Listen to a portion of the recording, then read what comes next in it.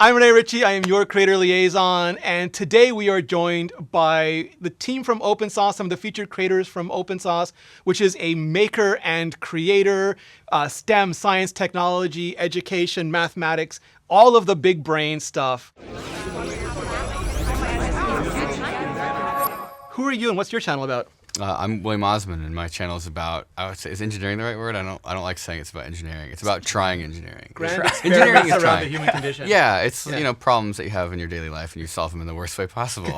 My name is Alan Pan, and I don't even know what I do at this point. God, it's just same thing. Yeah, you sort of try and problem solve, but like sort of in a less good way than you normally would. A way that with would, like tools and materials. A way that pulls views. Yeah, a way you get like graded like a D in class. Yeah, but it works in real life for some reason. So my name's Emily, Emily the engineer, and I used to make content mostly on building props and stuff like that on YouTube, and then kind of transitioned into cursed 3D printing videos. Like extra arms. Yeah. Yeah. Oh yeah. Perfect. And what about you?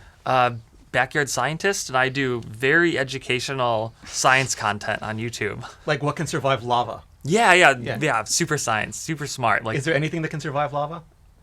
No, I don't think so. I think lava always wins. My name's Jade, and I run a channel called Up and Atom. It's about math, physics, and computer science. We answer really important questions like, what's the mathematically fairest way to cut a cake? I used that video. Like, no joke. Yeah, that was very useful for me. What about you, Toby?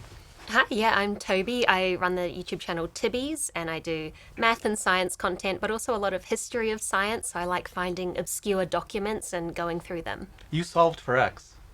Yeah, Finding X is one of my videos, trying to create narrative stories around numbers and things like that. I am desperate for the sequel involving Y, but I'm sure you get that all the I time. would love to do Finding Y, Finding Z, which would like turn the whole thing into 3D animation. You find the third dimension. My name is Grant Sanderson. I run a channel about visualizing mathematics and math-adjacent things like machine learning or physics at times. So what are the challenges of actually doing science, doing technology for a mainstream audience?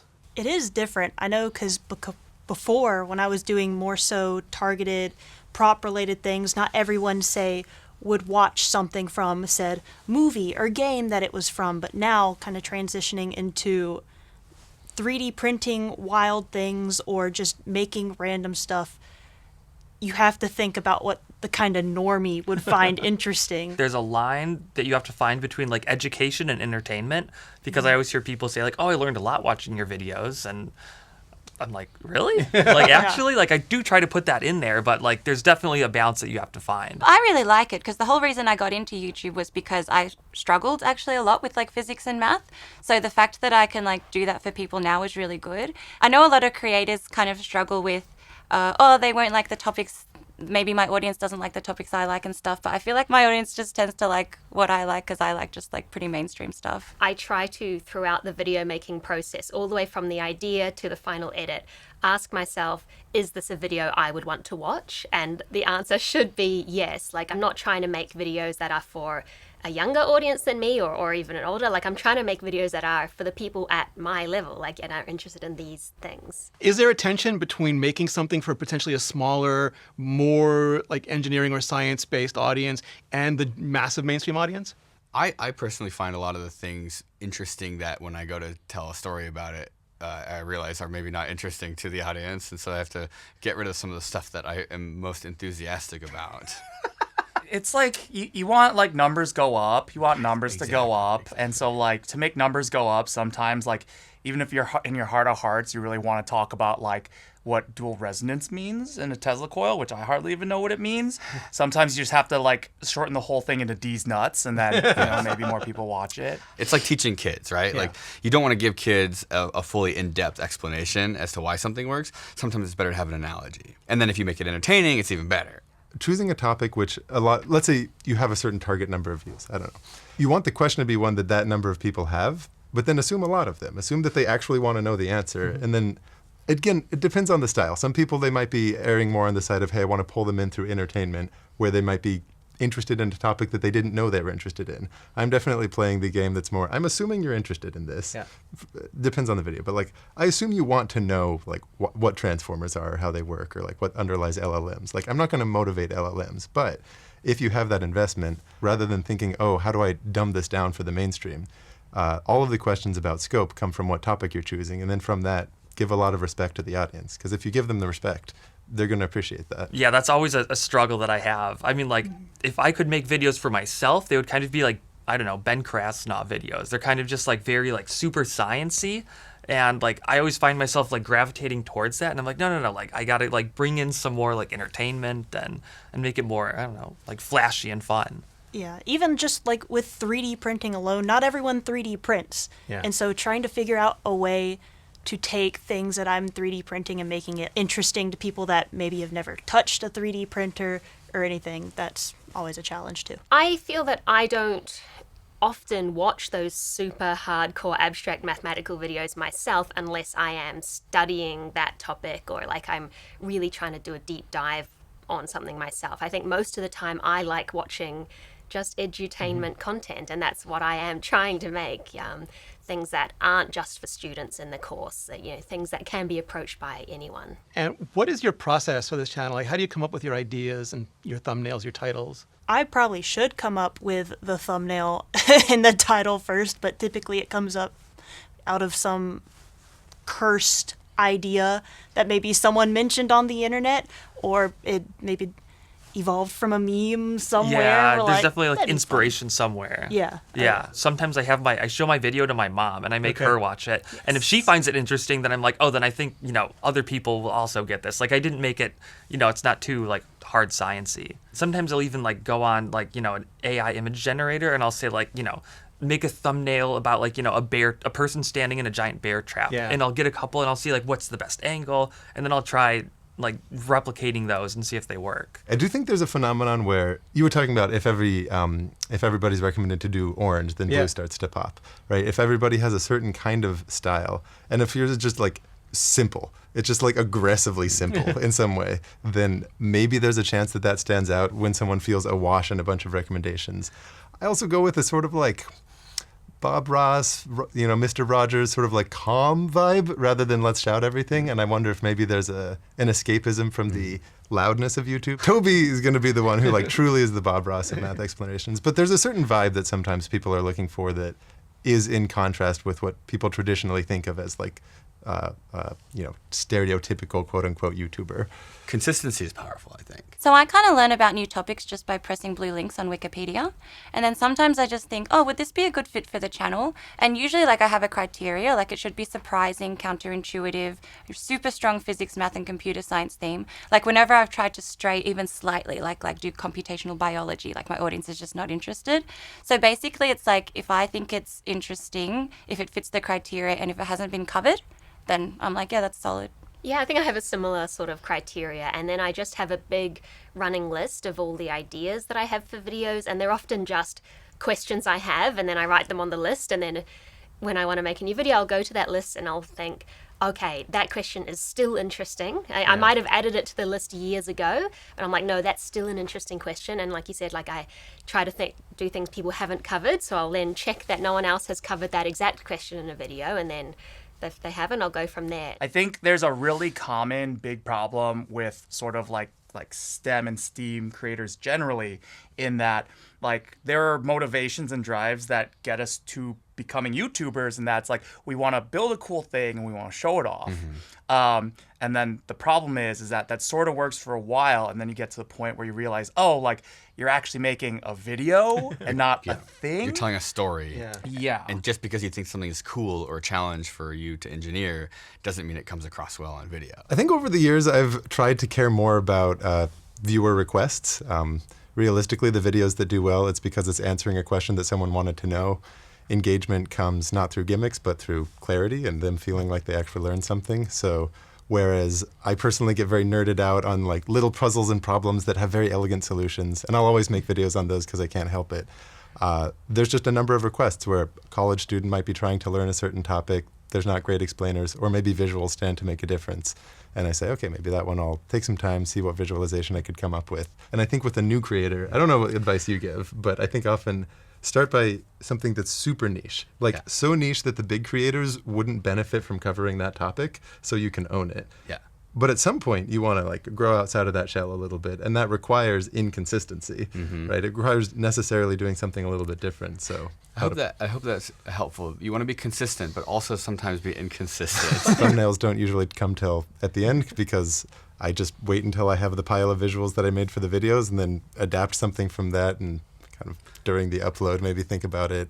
I've started to maybe like make more than one thumbnail so that I can see what they look like, because people smarter than me seem to be saying that's the thing. But I don't know. I definitely feel like I'm in the batch of like not actually knowing what I'm doing. And there's a bunch of people who like actually, they film stuff and they like know how to be entertaining.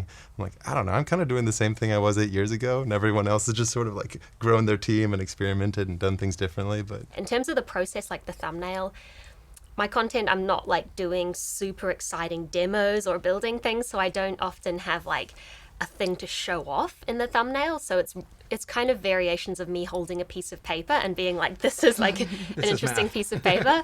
So I at least try to do that as creatively as possible, and it comes quite late in like the video process.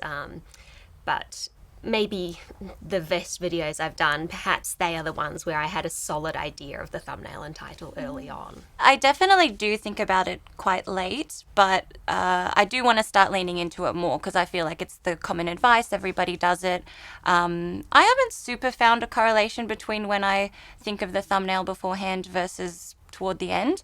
But generally, I think that I just try and find super, super interesting topics that I'm like, I feel like that's gonna have a cool hook, even if I think about it later. this is like the beauty of YouTube, is that it's kind of best for the niches rather than being network TV that has to placate a very large number of people at the expense of something that would be the best experience for each individual in that audience. What could YouTube do to help you better reach your audience or better fulfill the way you want to make content? I think that might just be sort of our problem. The tools that are already available are pretty good for understanding retention. Yeah, and like where. I almost said like more data, but I think that would actually be too much. It's so much now that more would probably actually just be bad. Maybe you guys, if you automatically figured out what people didn't want to watch and then fast forwarded through those moments dynamically for different viewers. Oh, like edit the video. Yeah, Yeah. if we could upload actually just the rough cut of Yes. the video, and then if YouTube could edit Yes. it like For every specifically, audience. that would be so Yes. much easier. Actually, It's a dynamic retention machine. So you're laughing, but we're testing a premium feature right now called Jump Ahead, where if you start spamming the skip button, it will take you to where most people stop skipping. It would be like it would just skip you right to the end, I think, of my videos. That would be cool. Yeah, just the conclusion, the last line. Ooh, AI voice translations, like automatically for other countries. Ooh, Yeah, because I see that like, would be great. people doing the same videos I'm doing, like, other languages, and I'm like, oh, like, they could be watching my videos too. Like, it's definitely the same audience. I wish I could, like, reach So- out to them. We do have multi-language audio, and we're building Allow It, which is Google's version of AI translation, into Creator Studio. So like you'll be able to get any third-party voice dubbing that you want, but if you want to use YouTube's, it'll be in there, and you'll be able to just say these are the other languages. What are your thoughts on AI tools for creators? Things that could help you potentially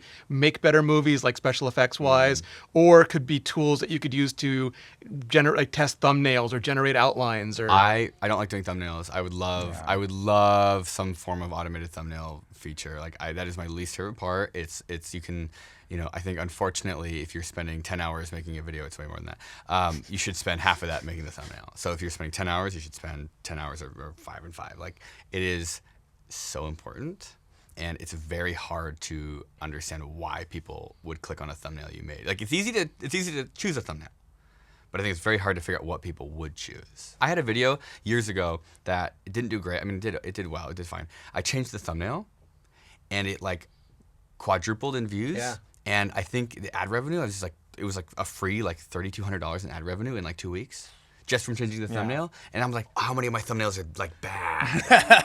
Probably like I don't All know. I of think them. everyone except for maybe people who are really smart actually could like make money come out of almost nowhere by just having Yes. all their thumbnails be improved. Yes. Thumbnails are probably one of the hardest parts for me because as I'm scrolling through YouTube, right, like I typically choose on some of the most simple stuff. Like I pick the most simple things, but in my mind, I'm kind of like, oh, I gotta add this and this and this to make it to portray like all the work that we put into it. But in reality, it's like if I 3D printed a toilet, I just need to put a toilet Yeah. than in the thumbnail, and it does just as well. But there's 13 different possible audiences for this. I have to have one object for each one of them. Yeah. For AI tools, like what you were saying about like thumbnails is like adding stuff to it and like trying to find like the right thumbnail. Sometimes I'll go through and I'll see like what other people do in their thumbnails. And who's the guy that does like the Steve Mold? He does like the chain thing. All of his thumbnails, they have arrows in them. So I'm like, arrows must be really hot. Like I'm putting some arrows in there. I throw an arrow in there, and then like the click-through rate goes down, and I'm like, no, what do I You have to do? put like the little arrow in me, and then like tiny version of you. Yeah, With a giant, maybe like I need a red arrow or a red circle. red. Yeah. Yeah. Red definitely gets a lot of attention. Or a face going like, Some video editing tools are nice because sometimes I do make a mistake in a video, and I'm like, what do I do? Do I have to delete the whole video and re-upload it, or something like that? I think for me, it would actually be if you can offer some AI insights on the analytics, because you've got all this data that you're giving us. But I often don't go through all of it in depth, definitely not for every video, but I'm sure there is some kind of AI insight to even look at the retention graph and maybe say something like, oh, every time you cut from your face to overhead, the retention goes down. Yeah. Something that it would take an AI to notice, because for me to notice that, I'd have to like cross-check the retention graph to every video I've made. And I mean, I could, but that would be really time consuming. So some kind of insights into the analytics. Like heavy I analytics think. lifting. I think maybe an AI would be good at that, or perhaps better at that. That's at actually a really noticing good things. idea, because even stuff like what common themes do my most popular videos have in common and stuff, because topic is like everything. I just thought of this now, and I don't know how feasible it is. If like the AI could make our long form into shorts, that could be kind of cool. That feels kind of feasible. Yeah, there are some third-party tools that do that. We also try to like refactor things for you. If you want to make a short out of your video, we'll try to figure out how best to do that. We also have an inspiration tab now that's just launching in Studio. It'll show you ideas that people who are interested in your channel are looking for but haven't found good content about. It can generate an outline for you, like with a hook and with like different topics and a summary. And also it'll show you outliers. So things that are in your topic that have performed exponentially better on other people's channels. So like if they usually get 100,000 views and this one got 1 million views, what are those sorts of videos? So we're slowly working our way towards that. Yeah, and like even in the back end on the channel dashboard, when I upload a video, I'll get a little message saying something like, yay, this video is performing as usual. Yeah. But if there was a way for it to say a more helpful sentence than that, that would be Well, great. like, it's I think. performing well, but it's like, good but why? Yeah. I feel like there's been a couple rabbit holes I've gone down where, as a new AI tool came up, I thought, hey, maybe this can be a really new way to make something. So there's this very large project that I've like never published, very different from the channel, that was going to be kind of AI art heavy and telling a certain math history story. And ultimately I decided that wasn't the right path. And I think part of it is that the AI generation shouldn't really be viewed as a good end product. Maybe it's good for brainstorming. The AI stuff that's most helpful is the stuff that's editable in some way. And like AI art, it's just not really editable. It's really awkward to edit, actually. Similar with the languages. Meaning no offense, I'm a little skeptical about allowed and that as an approach that will dub things or like translate things in a way that's like very heavy machine first. And I think having AI be a helpful tool for something that ultimately like humans are doing in the end is probably the angles that I'm more inspired about. And so there's things LLMs are really good at, like summary. And I think one of the features I would maybe implement if I was on YouTube's end, less focused on creators, more on audience, would be in the comment section, making comments more productive. Certainly in the educational corners, like I'm on this very, very blessed little island where almost all of the comments are very positive and thankful. But there's not exactly discussion, right? There's not like follow-on questions and things. And so if a given video, it's got a lot of gratitude, all well and good. But if this is like chapter 10 of a linear algebra series, maybe people have questions about linear algebra and they want to discuss it. And I think a tool you could have for that would be, a little toggle at the top of the comments that says like, I want to learn more. Like I want substantive comments where I'm engaging with people and we're actually in discussion rather than just saying like. It's more like a forum. Yeah, right? Like an LLM can do that. It can cater what the comments shown to a user are based on their requests. And if you have more of that bubbling to the top for some people, it inspires them to actually write substantive comments. Whereas at the moment, they're inspired to write grateful comments, which is good. I love it. It's just a different, it's a lost opportunity in that section.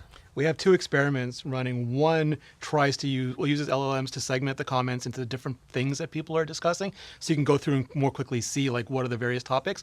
Another, which is sort of like a question and answer machine where you can ask questions and it tries to pull from the video what those answers are and give the opportunity to dig deeper into those things if you want to, like That's those kind of cool. subjects. Yeah, but really, it's not so much like to answer the question of the user, but to get them to go through the exercise of answering questions themselves. Yeah. Like that's actually when someone's going to get a lot out of it. So you should be thinking about what is the algorithm inspiring someone to write rather than what's it inspiring them to consume, because that's like the comment section is about audiences contributing. It's like the consumptions happens above You want that. to spark Like, generation. yeah, exactly. Thank you so much. Thank you. Thank you. It's great being here.